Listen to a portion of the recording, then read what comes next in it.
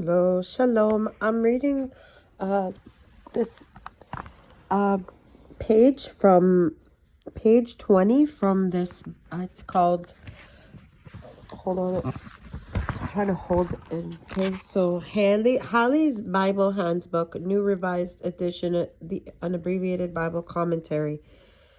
Okay, so this is what I'm reading from, I'm not sure what year, 1962.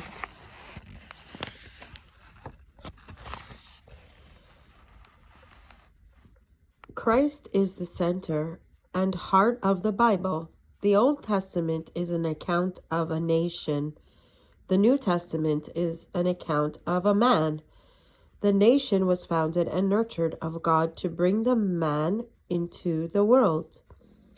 God himself became a man to give mankind a concrete, definite, tangible idea of what kind of person to think of when we think of God.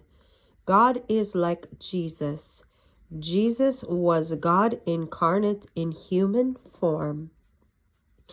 His appearance on the earth is the central event of all history. The Old Testament sets the stage for it. The New Testament describes it. As a man, he lived the most strangely beautiful life ever known. He was the kindest, tenderest, gentlest, most patient, most sympathetic man that ever lived. He loved people. He hated to see people in trouble. He loved to forgive. He loved to help. He wrought marvelous miracles to feed hungry people. For relieving the suffering, he forgot to take food for himself. Multitudes, weary, pain-ridden, and heartsick, came to him and found healing and relief. It is said of him, and of no other, that if all the deeds of kindness that he did were written, the world would not contain the books. That is the kind of man Jesus was. That is the kind of person God is. Then he died on the cross to take away the sin of the world, to become the Redeemer and Savior of men. Then he rose from the dead, is alive now, not merely an historical character, but a living person. The most important fact of history and most vital force in the world today. The whole Bible is built around this beautiful story of Christ and his promise of life eternal to those who accept him. The Bible was written only that men might believe and understand and know and love and follow Christ. Christ, the center and heart of the Bible, the center and heart of history, is the center and heart of our lives. Our eternal destiny is in his hand.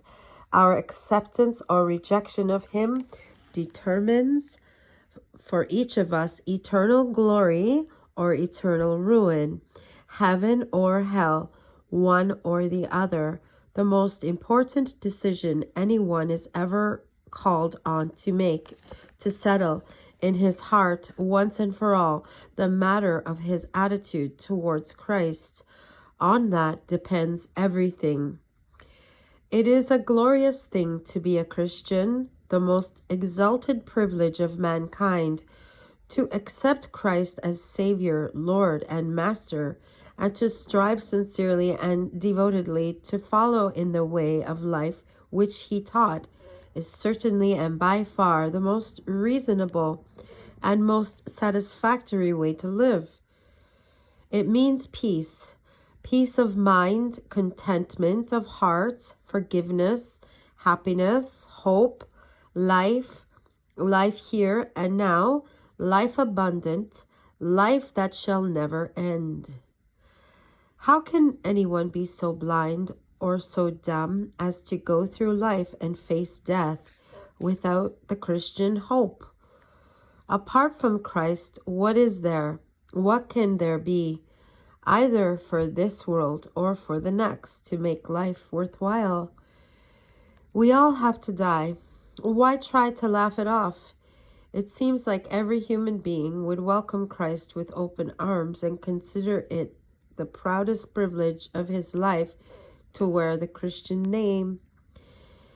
In the last analysis, the dearest, sweetest thing in life is the consciousness in the inner depths of our motives that we live for Christ, and through our efforts, be ever so feeble, we toil at our daily tasks in hope of, in the final roundup, having done something to lay in humble gratitude and adoration as an offering at his feet.